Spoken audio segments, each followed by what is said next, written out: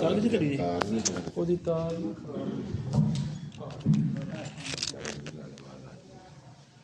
اللہ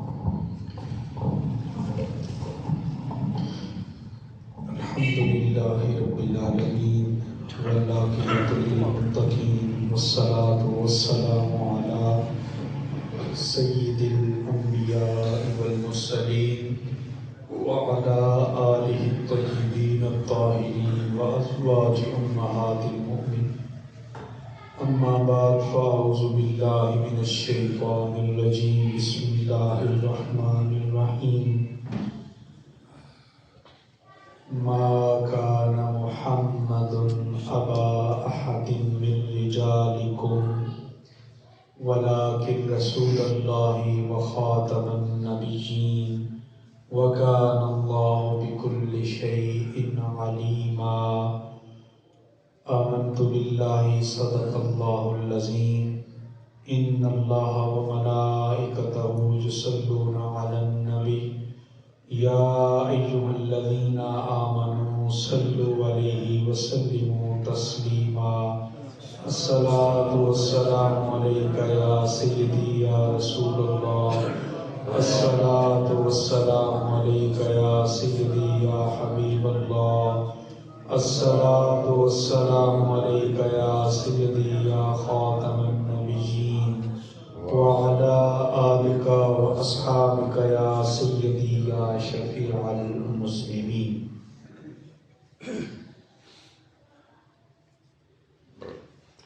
مسلمان ہونے کے لیے جن عقائد کے اوپر ایمان رکھنا ضروری ہے وہ عقائد کیا ہیں اور کون کون سے ہیں؟ ان میں سب سے پہلا بنیادی عقیدہ توحید ہے، اور عقیدہ توحید کا مطلب ہر مسلمان جانتا ہے، سمجھتا ہے کہ اللہ رب العزت کی ذات اکیلی ہے، واحد ہے، یکتا ہے، وہی خدائے وحدہ لا شریک ہے، اور اس کے علاوہ کائنات میں دوسرا خدا اور معبود نہیں ہے۔ یہ عقیدہ توحید ہے۔ عقیدہ آخرت یہ ہے کہ مرنے کے بعد ایک اور زندگی ملے گی۔ ایسا نہیں کہ یہی زندگی ہے، مر گئی تو کہانی ختم ہو گئی، آنکھیں بند ہو گئی تو بس سارے سلسلے ختم ہو گئے، نہیں۔ مسلمان ہونے کے لیے اس چیز کے اوپر ایمان رکھنا ضروری ہے کہ مرنے کے بعد بھی ایک زندگی ہے، قبر میں بھی زندگی ہے، اور پھر آخرت میں بھی زندگی ہے، اور آخرت کے دن رب کی بارگاہ میں ہم حاضر ہوں گے، حساب کتاب ہوگا، اور اللہ رب العزت کی بارگاہ میں ہم سارے اپنے اپنے اعمال کے حساب کے لیے موجود ہوں گے۔ یہ عقیدہ آخرت ہے۔ عقیدہ آسمانی کتب کیا ہے کہ اللہ رب العزت نے مختلف زمانوں میں مختلف نبیوں کے اوپر اپنی کتابوں کو بھی اتارا۔ بعض انبیاء کو اللہ تعالیٰ نے صحیفے عطا فرمائے، اور بعض انبیاء کو رب کائنات نے آسمان سے نازل کردہ الواح یعنی تختیاں عطا فرمائی۔ حضرت عیسیٰ علیہ السلام اللہ کے نبی ہیں، ان کو رب ذوالجلال نے انجیل عطا فرمائی. حضرت موسیٰ اللہ کے نبی ہیں، ان کو تورات عطا کی گئی. حضرت داؤد اللہ کے نبی ہیں، ان کو زبور عطا ہوئی. اور میرے اور آپ کے آقا صلی اللہ علیہ وسلم کو رب ذوالجلال نے قرآن مجید عطا فرمایا. تو یہ عقیدہ کتب ہے. اسی طرح مسلمان ہونے کے لیے جو توحید کے بعد دوسرا بڑا عقیدہ ضروری ہے وہ عقیدہ ختم نبوت یا عقیدہ رسالت ہے. اس کا مطلب یہ ہے کہ اللہ رب العزت نے مختلف زمانوں میں مختلف نبیوں کو مختلف علاقوں میں مبعوث فرمایا. انبیاء کا یہ سلسلہ چلتا رہا یہاں تک کہ سیکنڈ لاسٹ نمبر کے اوپر حضرت عیسیٰ علیہ السلام کی باری آ گئی. اور حضرت عیسیٰ علیہ السلام کے بعد پھر کچھ صدیاں وقفہ رہا اور پھر اللہ رب العزت نے سب سے آخر میں ختم نبوت کا تاج پہنا کر رب نے اپنے حبیب کو اس دنیا میں مبعوث فرمایا. حضور علیہ الصلوۃ والتسلیم اللہ رب العزت کے آخری نبی بن کے آئے، آخری رسول بن کے آئے. اور حضور کے بعد اب قیامت تک کوئی نبی نہیں آ سکتا. یہ چند عقائد ہیں: عقیدہ توحید، عقیدہ رسالت، عقیدہ انبیاء، عقیدہ کتب اور عقیدہ آخرت. جب بھی کوئی بندہ مسلمان ہوتا ہے یا جو پہلے سے مسلمان ہیں ان کو ان بنیادی عقائد کا علم ہونا ضروری ہے. اللہ رب العزت نے قرآن حکیم برہان رشید کے اندر بہت زیادہ مقامات میں، بہت زیادہ آیات میں اللہ تعالیٰ نے حضور علیہ السلام کی ختم نبوت کا ذکر کیا. مثال کے طور پہ حضور علیہ الصلوۃ والتسلیم جب حج فرمانے کے لیے تشریف لے گئے، ایک ہی حج حضور نے کیا. تو جب حضور مقام عرفات کے اوپر کھڑے تھے تو اس وقت اللہ تعالیٰ نے قرآن پاک کی آیت نازل کی جس میں اللہ تعالیٰ نے اشارہ دے دیا کہ اب دین مکمل ہو چکا. فرمایا الیوم اکملت لکم دینکم، الیوم آج کے دن میں نے تمہارے لیے دین اسلام کو مکمل فرما دیا ہے. وَأَتْمَمْتُ عَلَيْكُمْ نِعْمَتِي، اور میں نے اپنی نعمت بھی مکمل کر دی ہے. وَرَضِيتُ لَكُمُ الْإِسْلَامَ دِينًا، اور فرمایا کہ ہم نے تمہارے لیے اسلام کو بطور دین کے پسند فرما دیا ہے. تو جب قرآن کا نزول مکمل ہو گیا اور دین کے احکامات مکمل ہو گئے، جب شریعت کا سلیبس مکمل ہو گیا تو پھر اس سے پتہ چلا کہ جب دین مکمل ہو چکا ہے تو اب اور کسی نبی کی گنجائش باقی نہیں ہے. اسی طرح قرآن پاک کی مشہور آیت مبارکہ ہے جس کو اکثر ربیع الاول میلاد کے مہینے میں علماء کرام آپ کے سامنے اس کو تلاوت کرتے ہیں. وہ بھی حضور کی ختم نبوت کو بیان کرتی ہے. اور وہ آیت کون سی ہے؟ رب ذوالجلال نے ارشاد فرمایا قل یا ایھا الناس انی رسول اللہ الیکم جمیعا. اے نبی آپ اعلان کر دیں، قل آپ کہہ دیں آپ لوگوں کو بتا دیں. کیا بتا دیں؟ یا ایھا الناس انی رسول اللہ الیکم جمیعا. اے لوگو یاد رکھو میں تم سب کی طرف اللہ کا رسول بن کے آیا. تم سب کی طرف. اب یہ قابل غور ہے، تم سب کی طرف اللہ کا رسول بن کے آیا. حضور سے پہلے جو انبیاء اس دنیا میں تشریف لائے ان کی رسالت عالمگیر نہیں تھی، آفاقی نہیں تھی، انٹرنیشنلی نہیں تھی، محدود تھی. کوئی ایک شہر کے لیے نبی، کوئی 2 شہروں کے لیے نبی، کوئی 2 ملکوں کے لیے نبی. اس حد سے باہر ان کی ذمہ داری نہیں تھی. مگر جب میرے اور آپ کے آقا صلی اللہ علیہ وسلم کی رسالت کو رب کائنات نے بیان فرمایا تو یہ نہیں کہا کہ اے نبی ہم نے آپ کو صرف مکہ یا مدینہ کے لیے رسول بنایا، یا ہم نے آپ کو صرف عرب کے لیے رسول بنایا، بلکہ فرمایا انی رسول اللہ الیکم جمیعا.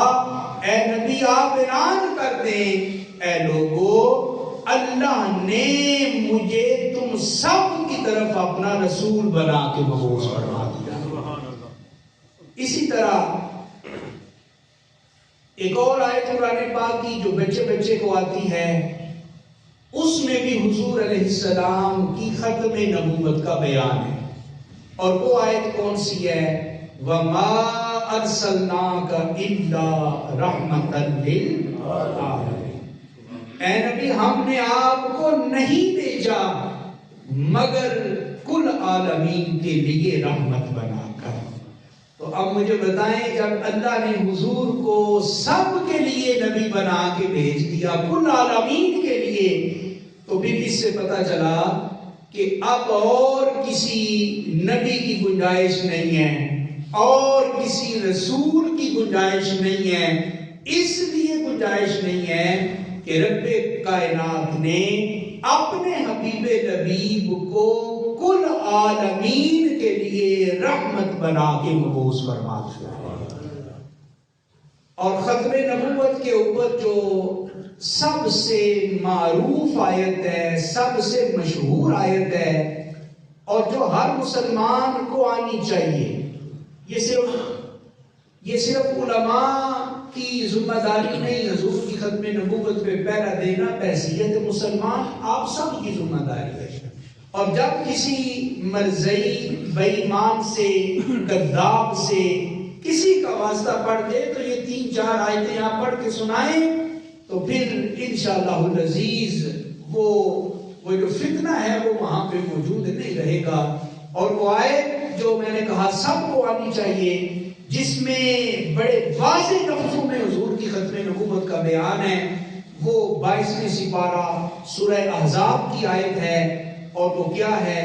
ما کان محمد ابا احد من رجالکم ولکن رسول اللہ. آگے کیا ہے؟ وخاتمن. سارے پڑھیں ذرا. وخاتمن. ما کان محمد ابا احد من رجالکم. اب پڑھیں ولکن رسول اللہ وخاتم النبی. اب اس کا کیا مطلب ہے؟ اس کا یہ مطلب ہے اے نبی صلی اللہ علیہ وسلم آپ مردوں میں سے کسی کے باپ نہیں ہیں. اب اس کی الگ تفسیر ہے، وہ پھر میں کسی وقت عرض کروں گا، مگر جو ہمارا موضوع ہے وہ اس سے آگے ہے. وَلَٰكِن رسول اللہ. آپ کیا ہیں؟ اللہ کے. سارے بولیں آپ اللہ کے رسول. صرف رسول ہیں. اس سے کوئی کہہ سکتا تھا یہ تو نہیں نا کہ آخری رسول ہیں، ہو سکتا ہے گنجائش ہو، مگر ساتھ ہی رب کائنات نے ارشاد فرما دیا وَلَٰكِن رسول اللہ وَخَاتَمَ النَّبِيِّينَ. اے دنیا والو غور سے سن لو، ہم نے اپنے حبیب کو فقط رسول بنا کے نہیں بھیجا، ہم نے تو اپنے حبیب کو ختم نبوت کا سہرا بھی عطا فرما دیا. ہم نے تو اپنے حبیب کو ختم نبوت کا تاج عطا فرما دیا ہے. ہم نے اپنے حبیب کو ختم نبوت کا عالی شان منصب عطا فرما دیا ہے۔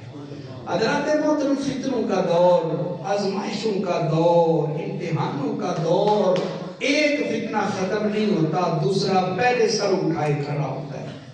اور یہ جو مرزائی قوم ہے بڑی چالاک قوم ہے، بڑی ہوشیار قوم ہے، اور یہ لوگ ایسی ایسی سازشیں کرنے کے لیے ہمارے ملک میں موجود ہیں، یا ان کے بکے ہوئے نوکر اس ملک کے اعلیٰ عہدوں کے اوپر بیٹھے ہوئے ہیں کہ جو باز نہیں آتے، مسلمانوں کا دل دکھانے سے باز نہیں آتے، ان مرزائیوں کی سہولت کاری کرنے سے باز نہیں آتے، اور ہر 2-3 سال کے بعد یہ چیک کرتے ہیں، یہ ہمارے ایمان کو چیک کرتے ہیں کہ آیا یہ ختم نبوت کے اس نعرے سے پیچھے ہٹے ہیں یا ابھی ڈٹ کے وہاں پہ کھڑے ہیں۔ وہ کبھی کسی حوالے سے سازش کرتے ہیں، کبھی کسی اعتبار سے سازش کرتے ہیں، لیکن بحمدہ تعالی ہم یہ اعلان دعویٰ کرتے ہیں، ہمارا عمل کمزور ہو سکتا ہے، ہماری نمازیں، روزے، زکوٰۃ، حج ان میں کمزوری ہو سکتی ہے، لیکن قسم بخدا حضور کی ختم نبوت کے اوپر ہمارا ایمان کل بھی مضبوط تھا، ہمارا ایمان آج بھی مضبوط ہے۔ حضور کی ختم نبوت کے اوپر ہم کوئی کمپرومائز کرنے کے لیے تیار نہیں ہیں، اور یہ تو وہ عقیدہ ہے جو خود میرے اور آپ کے آقا صلی اللہ علیہ وآلہ وسلم نے اپنی زبان سے عطا فرما دیا۔ حضور نے ارشاد فرمایا، میرے بعد 3 جھوٹے نبی آئیں گے، 30 کذابون، میرے بعد 30 لوگ آئیں گے جو نبی ہونے کا دعویٰ کریں گے۔ یہ کون فرما رہا ہے؟ نبی پاک صلی اللہ علیہ وسلم فرما رہے ہیں۔ کیا فرما رہے ہیں حضور؟ میرے بعد کتنے لوگ آئیں گے؟ 30 لوگ آئیں گے جو دعویٰ کیا کریں گے کہ ہم اللہ کے نبی ہیں، ہم اللہ کے رسول ہیں۔ دیکھو اللہ نے ہمیں کتنا سچا اور کتنا سچا اور مستقبل کا علم رکھنے والا نبی عطا فرمایا ہے۔ اس نبی نے ہمیں اس فتنے سے پہلے ہی خبردار کر دیا ہے۔ حضور نے فرمایا 1-2 نہیں، 30 لوگ ہوں گے جو دعویٰ کریں گے کہ ہم اللہ کے نبی ہیں، مگر حضور نے فرمایا یاد رکھو انا خاتم النبیین، انا خاتم النبیین لا نبی بعدی۔ حضور نے فرمایا وہ سارے کے سارے اپنے دعوے میں جھوٹے ہوں گے، یاد رکھو رب نے فقط مجھے خاتم النبیین بنا کے بھیجا ہے، میں خاتم النبیین ہوں، اور ایسا خاتم النبیین ہوں لا نبی بعدی۔ کیا حضور نے فرمایا؟ لا نبی۔ یہ چھوٹی سی حدیث ہے، یہ تو یاد کر ہی سکتے ہیں، ہر بندے کو اپنے موبائل کا نمبر تو یاد ہے، بعض کو آئی ڈی کارڈ نمبر بھی یاد ہوتا ہے، دیکھنے کی ضرورت نہیں پڑتی۔ تو مرزائیوں کی سازشوں سے بچنے کے لیے یہ چھوٹی سی حدیث کو ہم یاد کر سکتے ہیں نا، اور میں کوشش کرتا ہوں آپ کو یاد کرانے کی۔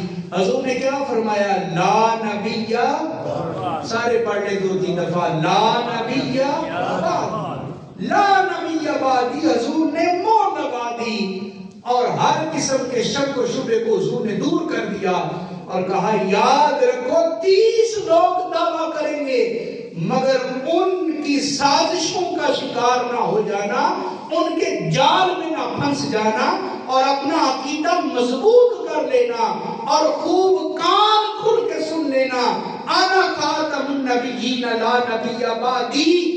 یاد رکھو میں ہی اللہ کا آخری نبی ہوں، اور میں ایسا آخری نبی ہوں کہ قیامت تک میرے بعد کوئی اور نبی آ سکتا نہیں۔ حضور ایسے آخری نبی ہیں کہ حضور کے بعد اور کوئی نبی نہیں آ سکتا۔ تو حضرات محترم، یہ جو فتنہ ہے، اس فتنے کے اوپر بڑی ضرورت ہے بندہ اپنی آنکھیں کھول کے رکھے، اپنے کان کھول کے رکھے۔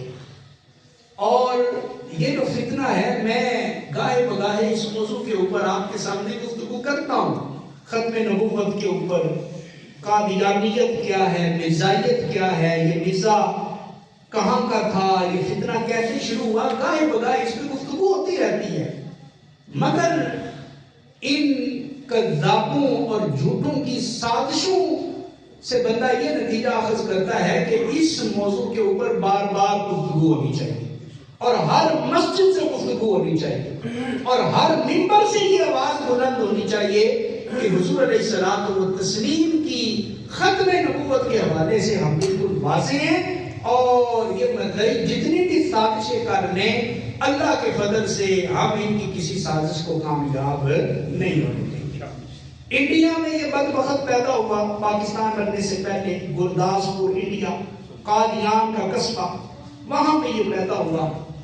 شروع میں ٹھیک تھا، شروع میں اس کے عقائد ٹھیک تھے، مگر 1857 کی جنگ آزادی میں جب انگریز نے جنگ کی بر صغیر کے مسلمانوں سے، جنگ تو وہ جیت گئے مگر وہ اس نتیجے پہ پہنچے کہ مسلمانوں کو ہم نے کمزور کرنا ہے تو دو محاذ ہیں۔ پہلا محاذ تو یہ ہے کہ جہاد کا جو جذبہ ہے یہ ختم کرو، اور دوسرا یہ کہ نبی پاک صلی اللہ علیہ وسلم کی ذات کے حوالے سے ان میں شکوک و شبہات پیدا کرو۔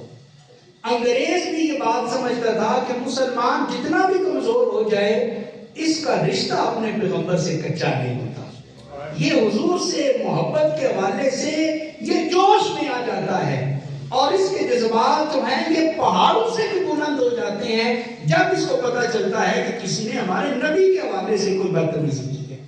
تو دو محاذوں پہ انہوں نے کام کیا، اور اس مقصد کے لیے انہوں نے اس کو پیسہ لگایا، فنڈنگ کی، اور اس شخص نے پہلے دعویٰ کیا کہ میں ولی ہوں اور میرے بعد تو کوئی ولی ہے ہی نہیں۔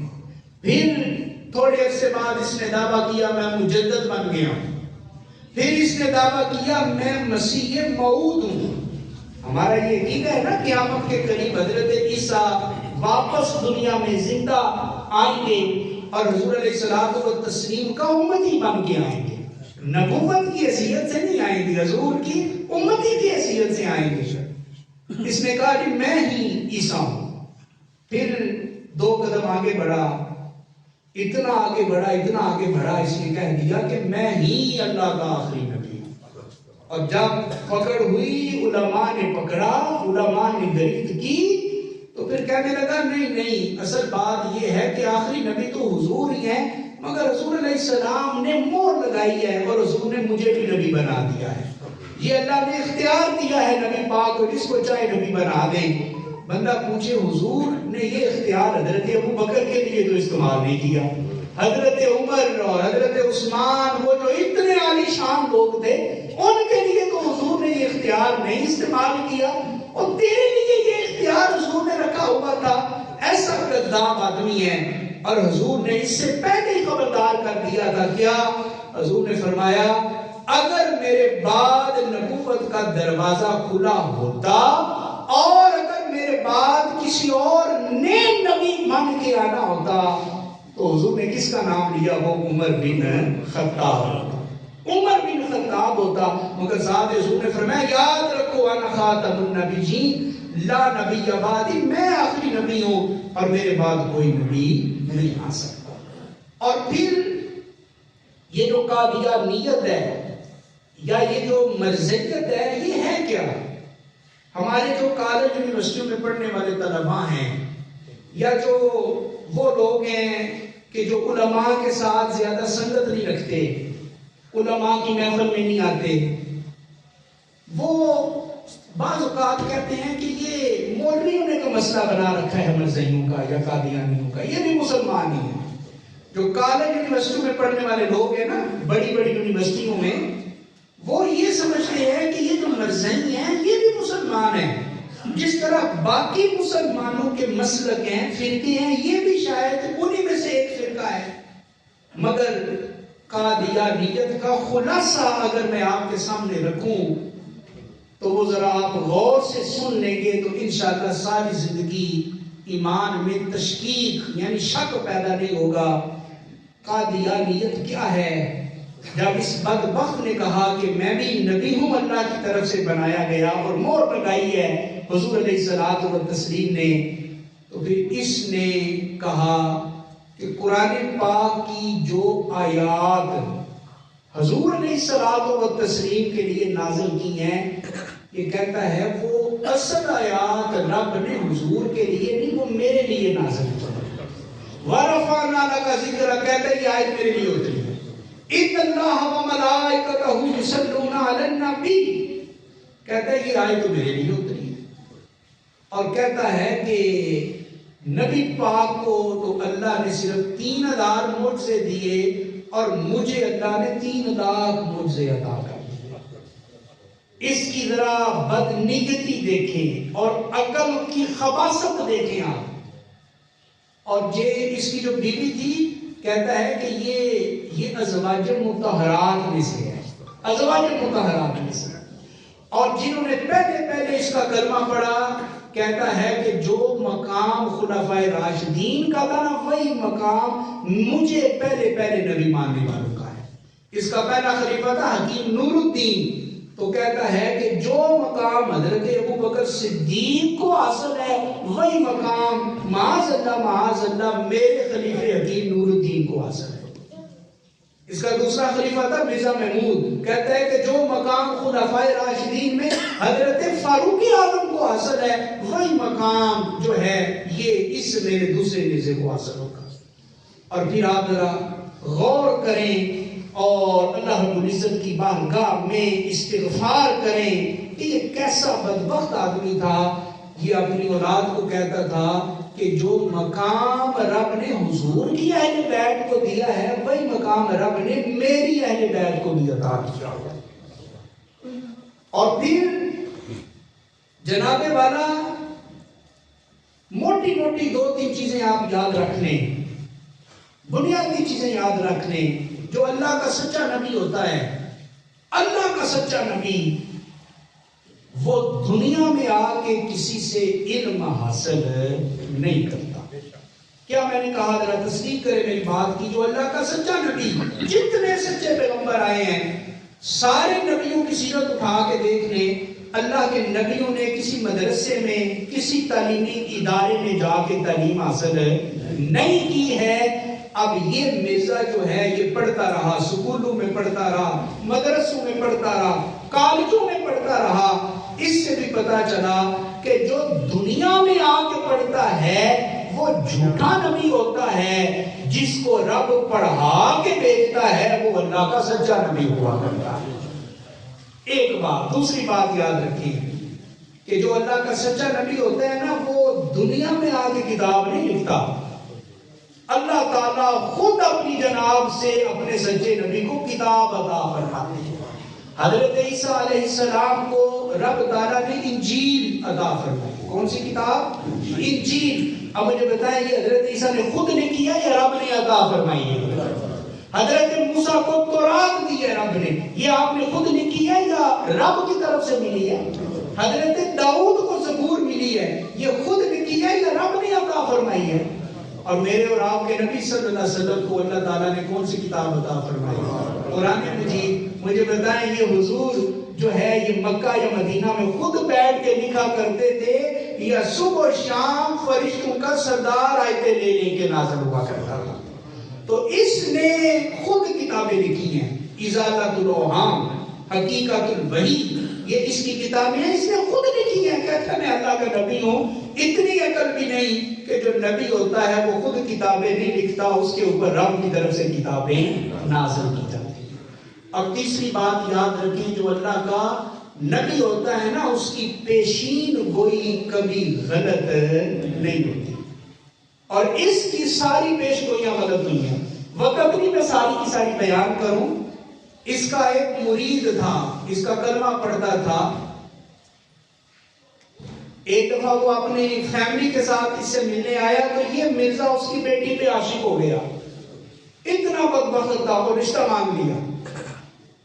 اس کے مرید نے رشتہ نہ دیا تو کہتا ہے میں نبی ہوں، پیشین گوئی کر رہا ہوں، اگر تو نے اپنی بیٹی کی شادی میرے ساتھ نہ کی، 2.5 سال کے اندر تیری بیٹی مر جائے گی۔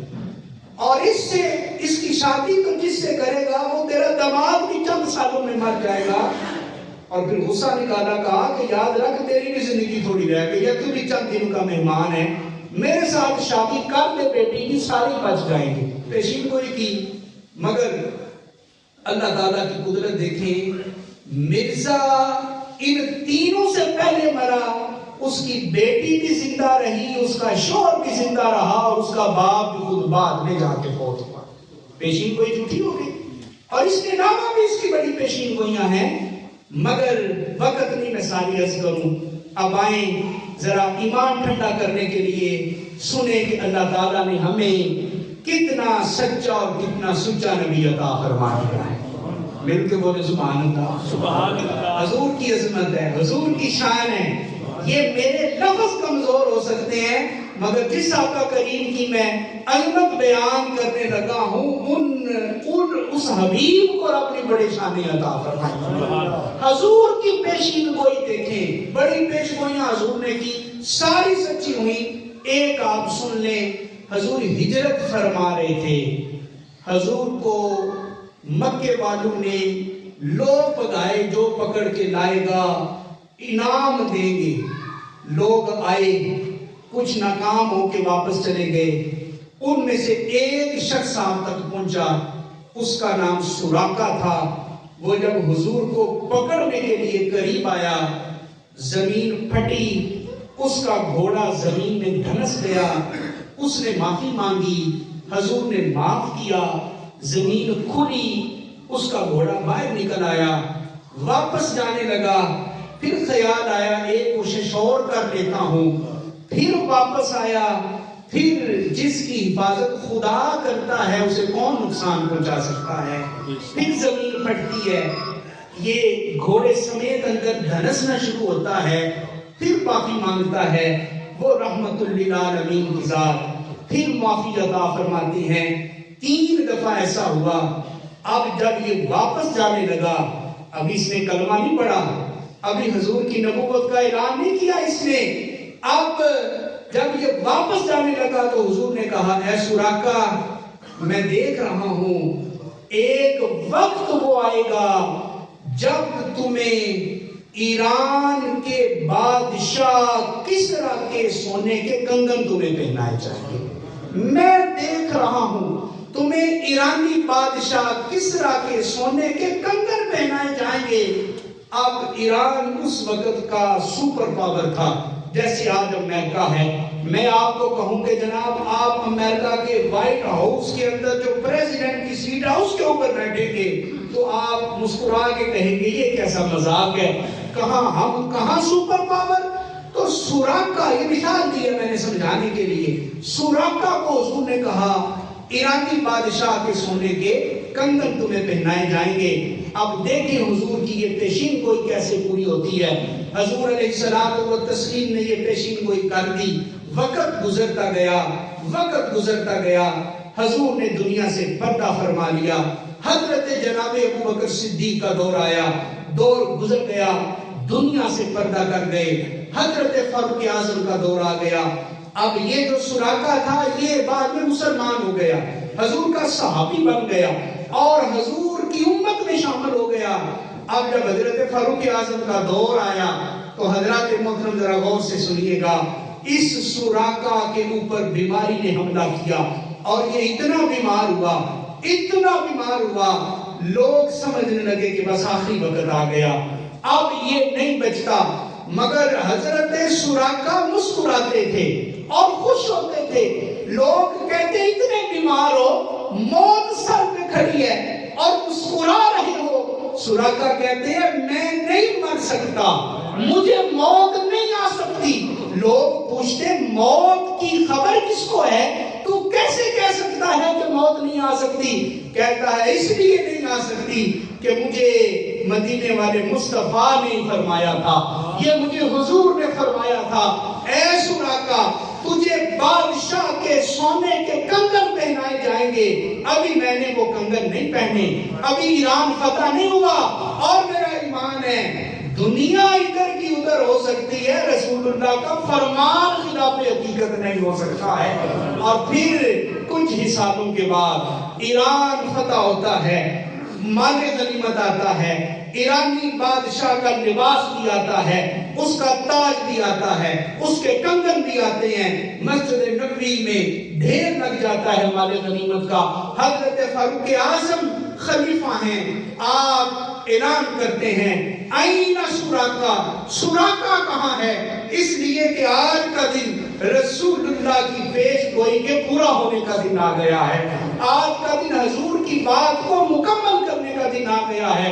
حضرت سراقہ لاٹھی ٹیکتے ٹیکتے اور سر جھکی ہوئی کمر کے ساتھ آگے بڑھتے ہیں اور خوش ہو کے اپنے بازو آگے پھیلا دیتے ہیں۔ حضرت فاروق اعظم کنگن پہناتے ہیں، حضرت سراقہ کہتے ہیں صدقت یا رسول اللہ، اے اللہ کے رسول، آج سے کئی سال پہلے آپ نے میرے ساتھ جو وعدہ کیا تھا، حضور آج کے دن اللہ نے اس وعدے کو مکمل فرما دیا، اللہ نے وہ وعدہ مکمل فرما دیا ہے۔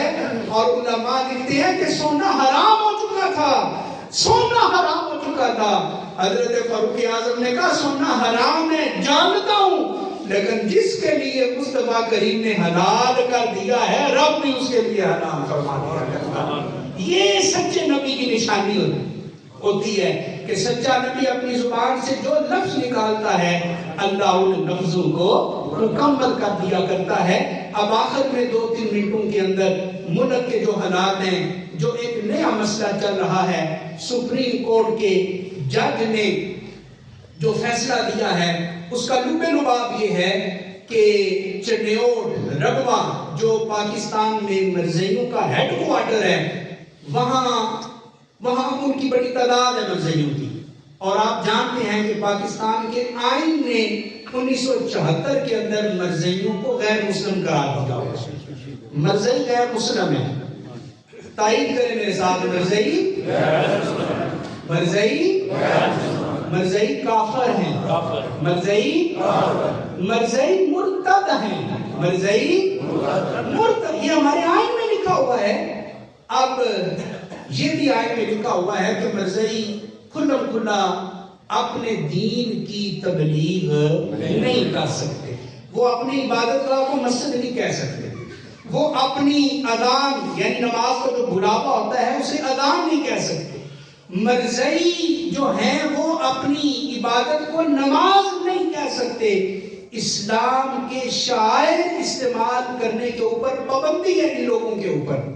اب وہاں کیا ہوا، ایک قادیانی لٹریچر تقسیم کر رہا تھا، مرزائیوں کی کتابیں تقسیم کر رہا تھا، اور ان کا ایک بڑا ہوا ہے مرزا بشیر الدین، اس کی ایک کتاب ہے تفسیر صغیر، یہ اس نے قرآن پاک کی تفسیر کی ہے، اور اس میں اس نے اپنے مرزے کو نبی ثابت کیا ہے، اور مرزے کے جھوٹے فضائل اس نے بیان کیے ہیں۔ یہ کتاب تقسیم ہو رہی تھی، تو چونکہ پابندی ہے نہیں تقسیم کر سکتے، تھانے میں خبر ہوئی، ملزم پکڑا گیا، FIR ہوئی، وہ ممنوعہ مواد پکڑا گیا۔ اب ضمانت کے لیے سیشن کورٹ میں اپیل ہوئی، رد ہو گئی، ہائی کورٹ میں اپیل ہوئی، رد ہو گئی، سپریم کورٹ میں معاملہ چلا گیا، سپریم کورٹ نے اس شخص کو ضمانت دے دی۔ اب ضمانت دینا اس کے اوپر علماء کے یہ ایک الگ معاملہ ہے۔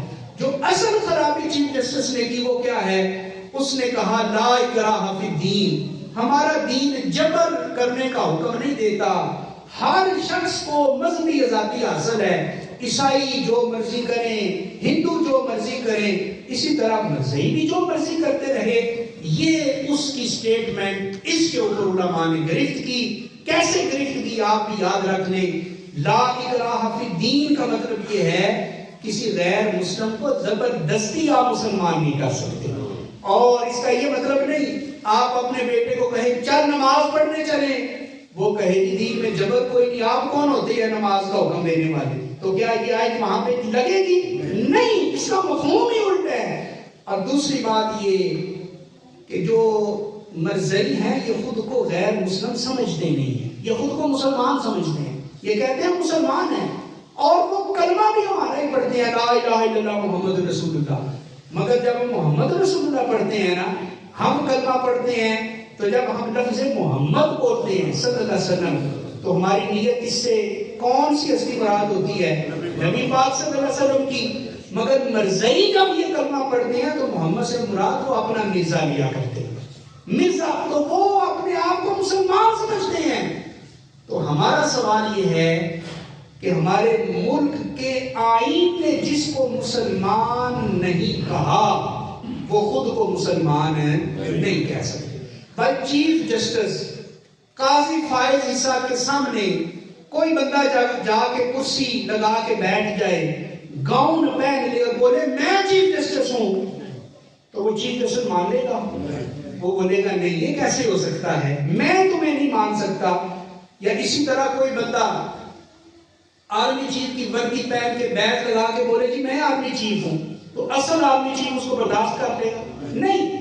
تو معاملہ اصل یہ ہے کہ پاکستان کے آئین نے جس کو غیر مسلم کہا ہے وہ خود کو مسلمان نہیں کہہ سکتے، اور یہ ہمارے آئین میں لکھا ہے کہ قادیانی اپنی دین کی تبلیغ نہیں کر سکتے، اپنی کتابیں سر عام تقسیم نہیں کر سکتے۔ اور اس جج نے کہا کہ دین میں جبر کوئی نہیں، ہر بندے کو آزادی حاصل ہے، جو مرضی کرتے رہیں۔ تو ہمارا مطالبہ ہے کہ اس فیصلے کے اوپر نظر ثانی کی جانی چاہیے، اور یہ پابندی لگانی چاہیے کہ وہ جو تفسیر ہے، تفسیر صغیر، وہ ضبط ہو اور اس کتاب کو آئندہ بھی چھاپا نہ جائے۔